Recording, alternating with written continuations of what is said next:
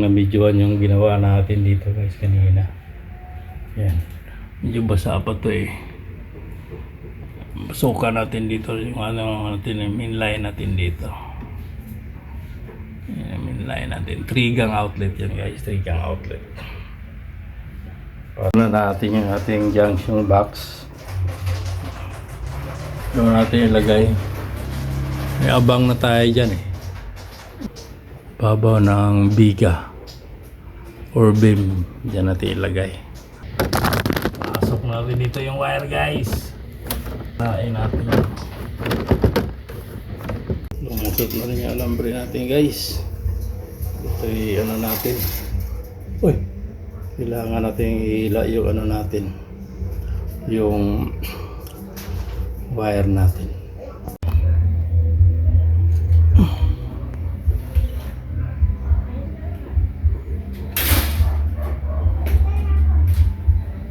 Laki naman natin to ano na parang natunaw eh.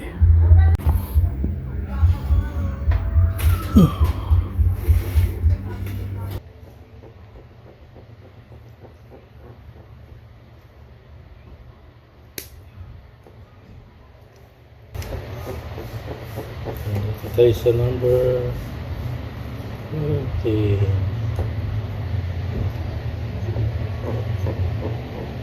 Kailangan ano, walang copper ang lumalabas para grounded.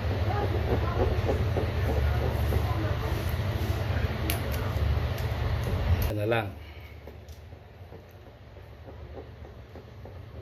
Dito na ilagay yung ano, dito na ilagay yung main line.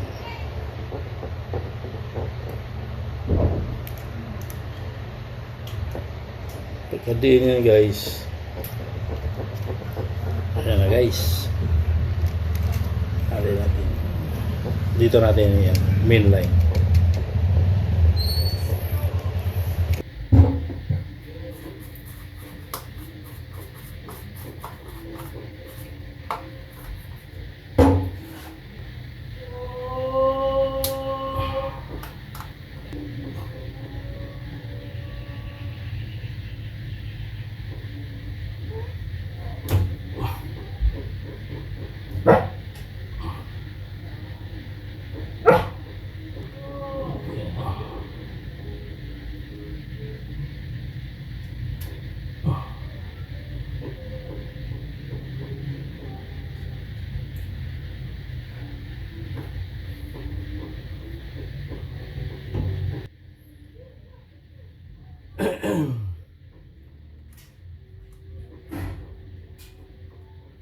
Natin dito.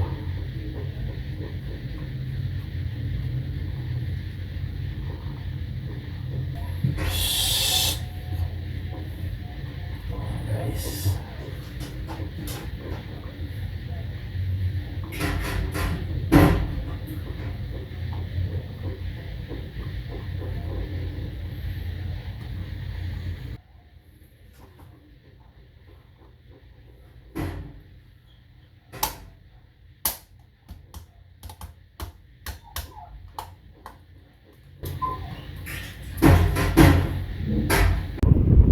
Tanghalian muna tayo guys.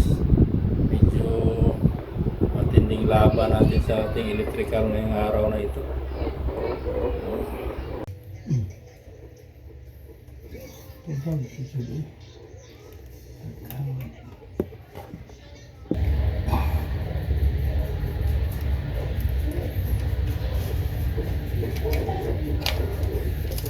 Tagaktak pawis!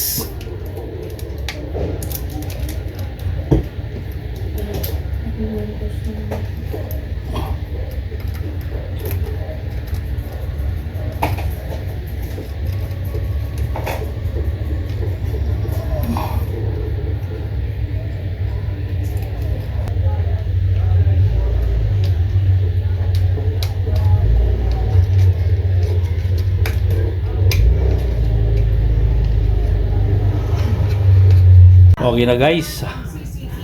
Na-overtime din ng konti.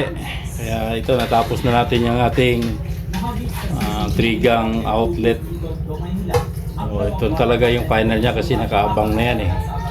Na-screenshot. So nagamit na natin sa ating rice cooker, din sa ating ignition na ano, sa ating gas range din natin.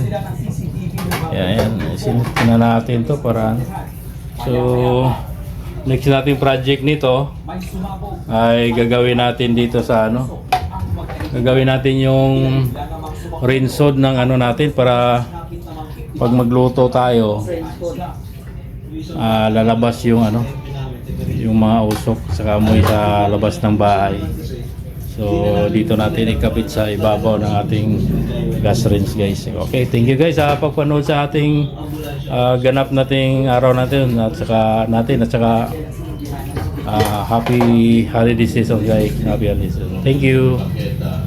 Okay na, guys. Overtime din ng konti. Kaya ito, natapos na natin yung ating 3-gang outlet. So, ito talaga yung final niya kasi nakaabang na yan eh. Na-screenshot. So, nagamit na natin sa ating rice cooker, din sa ating ignition na ano, sa ating gas range din natin.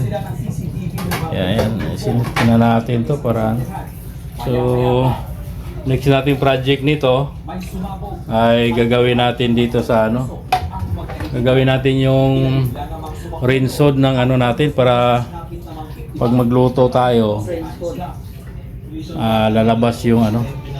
Okay guys, sa pagpanood sa ating ganap nating araw natin at saka happy holiday season, guys. Happy holiday season. Thank you.